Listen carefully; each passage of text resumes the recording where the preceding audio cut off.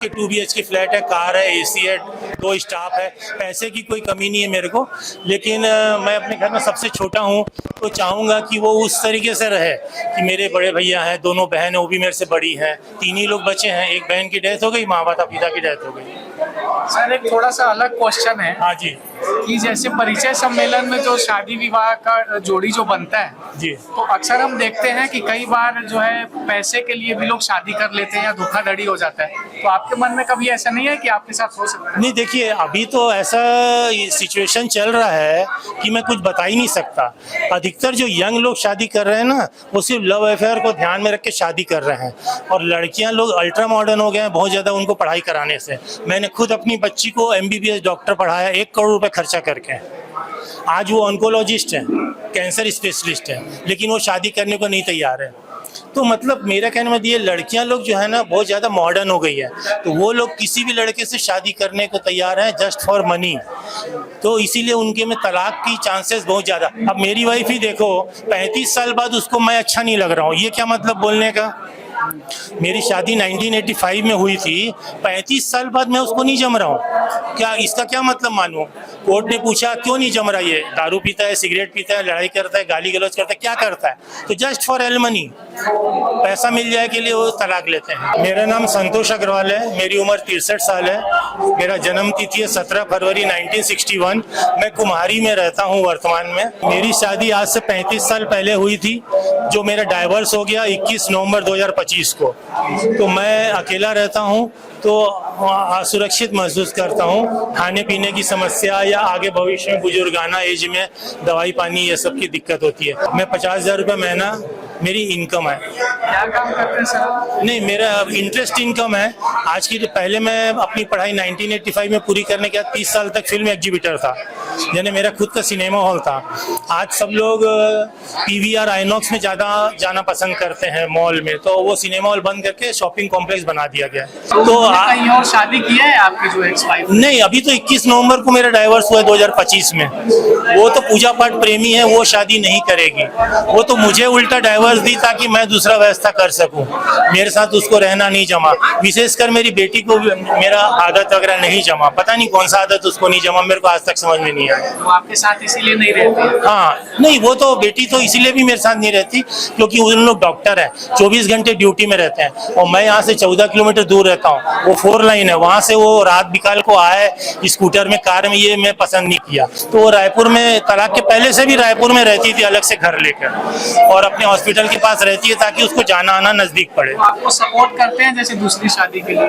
हाँ, सपोर्ट की क्या बात है, वो तो दिए ही तलाक इसीलिए है कि तुम दूसरी अपनी अरेंजमेंट कर लो। कर आपकी बेटी जो है वो बेटी न्यूट्रल टाइप की है, वो बोलती है आपको जैसा करना है आप करो, कोई दिक्कत नहीं है हमारे को, आप शादी करो ना करो, स्टाफ रखो, केयर टेकर रखो, मतलब मिडवाइफरी रखो, ये है ना 24 घंटे के लिए स्टाफ मिलते हैं, वैसा रखो, जैसा करना चाहो वैसा करो, हम लोग चक्कर में मत रहो। तो वो बल्कि मेरी वाइफ और वो जो बेटी, वो दोनों एक साथ रहते हैं। अच्छा। मेरी वाइफ को उस बेटी ने ही अपने पास रखा है कि चलो भाई तुम इधर उधर क्यों जाओगी, मेरे साथ रहो। तो मेरे को ये अच्छा लगता है कि मेरी बेटी ने शादी नहीं किया तो अपनी माँ को रखा है, तो दोनों लोग एक साथ जी खाल तो रहे कम से कम। तो आपको अभी भी प्रेम है अपनी वाइफ? हाँ बिल्कुल बिल्कुल, सभी से प्रेम है भाई, मैं किसी से दुश्मनी नहीं करता। मेरी बच्ची हो, चाहे वाइफ हो, चाहे और दिगर कोई भी आदमी हो।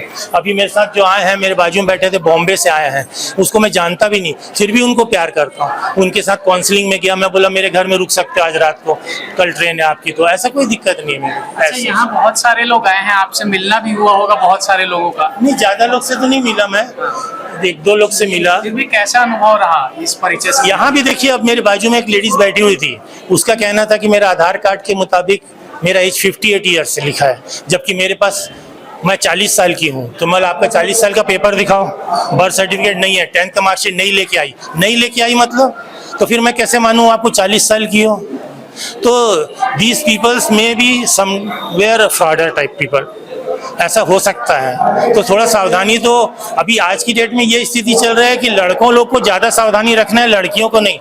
लड़कियां का तो ये काम ही बन गया है, इस टाइप का व्यवसाय बन गया है, तो हम लोग को ध्यान रखना है। जैसे अभी मैं हूँ, मेरे पहनने ओढ़ने से भी आपको दिख रहा होगा कि मैं किस रेंज का आदमी हूँ। तो मुझको विशेष सावधानी रखना है, क्योंकि मेरे लिए कई लड़कियां लेडीज लोग सोचेंगी मैं क्वाक का मेंबर हूँ, और पेपर में आज भी संडे को मैंने पेपर में दिया, दैनिक भास्कर देख लीजिए, तो मेरे को तो सबसे कम एज 19 साल की लड़कियों ने भी अप्लाई किया और करीब 65 साल तक की लेडीज ने अप्लाई किया। अब बताओ 19 साल की लड़की क्या सोच के मेरे को अप्लाई की होगी। तो ये चीज़ों से हमको बचना पड़ेगा। ज़्यादा पढ़ा देने से लड़कियों को ये हो गया कि दे बिकेम मनी माइंडेड, उनको सिर्फ पैसा चाहिए और कुछ नहीं चाहिए। मैं मिलूं, मेरे से शादी करेंगी, 2 साल रहेंगी, बोलेंगे 25-50 लाख दो, दूसरे के चले जाएंगे। ये फैशन हो गया। तो यंग, मेरा मतलब आपके माध्यम से ये बताना है यंग बैच को जो 30-35 वाले हैं कि दोस्ती करो, लव करो, स्कूल कॉलेज में किसी से वो हो जाए उससे मतलब नहीं रखो। यदि तुम शादी करोगे तो वाइफ ले रहे हो तो बहुत सोच समझ के लो। अभी बहुत रिस्की पीरियड चल रहा है।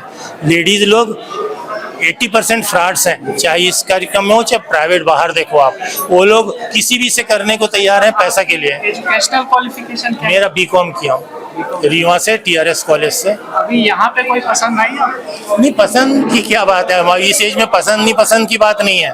मैं बताया ना कि मुझको 50 साल की लेडीज चाहिए, घर की वैल्यू को समझ सके, मेरे बड़े सब हैं, मैं घर में सबसे सबको इज्जत दे सके। उसकी पर्पस क्या है, उसकी पर्पस मतलब मेरे से क्यों शादी करना चाहती है। भाई अभी मैं एक लेडीज से मिलने वाला हूँ 40 साल की, उसे पूछूंगा सबसे पहले कि मैं 63 साल का तुमको क्यों जमूंगा, ये बताओ। 25 साल, 22 साल, 23 साल की एज डिफरेंस है, तो आपको तो नहीं जमना चाहिए ना। मैं ठीक है, हाइट पर्सनालिटी वाइज मैं 10 साल छोटा दिखता हूँ, लेकिन मैं तो अपना 63 साल हूँ तो 63 साल बोलूँगा। मेरा आधार कार्ड, लाइसेंस, रिवॉल्वर लाइसेंस सब है मेरे पास, तो मैं तो अपना सही चीज़ ही बताऊंगा ना। तो मैं वो जानना चाहूँगा कि वो क्यों मेरे को पसंद कर रहे हैं। मैं तो पसंद करूँगा ही 40 साल को, तो उसकी 2 बच्चे हैं, तब भी मैं बोला ठीक है कोई दिक्कत नहीं। अभी काउंसलिंग करूँगा उनसे, तो मेरे को पूछना पड़ेगा उससे कि why they are interested for मी।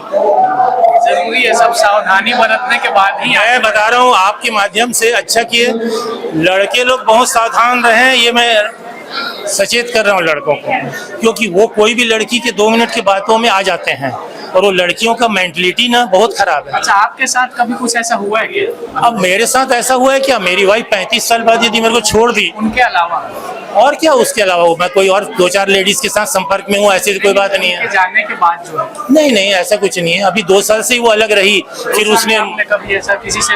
नहीं नहीं नहीं नहीं नहीं, मैं सोचा शुरू में गई तो क्या आ जाएगी वो, पर वो नहीं आई। फिर बाद में उसने कोर्ट से नोटिस भेजा म्यूचुअल डाइवर्स का, तो मैं गया, तो कोर्ट के जज तो उससे पूछे कि आप इससे डाइवर्स क्यों लेना चाहते हैं, जब ये लड़ाई नहीं करता, गाली नहीं देता, चिकन दारू सिगरेट कुछ नहीं करता, तो क्यों डाइवर्स लेना चाहते हैं। तो पैसे तो आपके पास भी है ना? मेरे पास ही तो पैसे हैं, और किसके पास है। फिर कैसे अलग हुआ? नहीं तो मेरी वाइफ को, उसको एलिमनी दिया ना पैसे, मैंने 35 लाख रुपए दिया, बस वही उसका पर्पस। 35 साल काम की हूँ, आपके साथ रही हूँ, तो 35 लाख दो बोली, मैं बोला ये लो रख लो, पर तुम खुश रहो। और वो सबसे बड़ा लक पॉइंट है कि वो अपनी बेटी, यानी मेरी बेटी डॉक्टर है, उसने उसको ले गया। यही उसका सबसे बड़ा पुण्य काम है कि अपनी माँ को अपने पास रखा, अपने पिताजी को नहीं रख सकी, कोई बात नहीं। ठीक है, फिर आप